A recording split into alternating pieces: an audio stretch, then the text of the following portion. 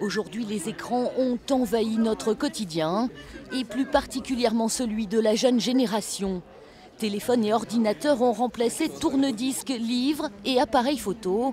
Un bouleversement qui va progressivement changer notre rapport aux objets. Il y a 100 ans de ça, ils prenaient des photos. Aujourd'hui, je vais dans le grenier de ma grand-mère, cette photo, je vais la retrouver.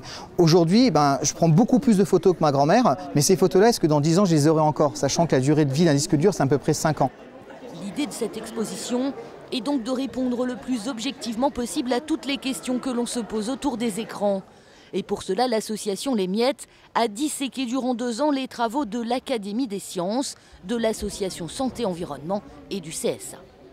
Cette expo n'est pas là du tout pour aller dans un sens ou dans un autre, mais pour montrer que les écrans, c'est un outil formidable.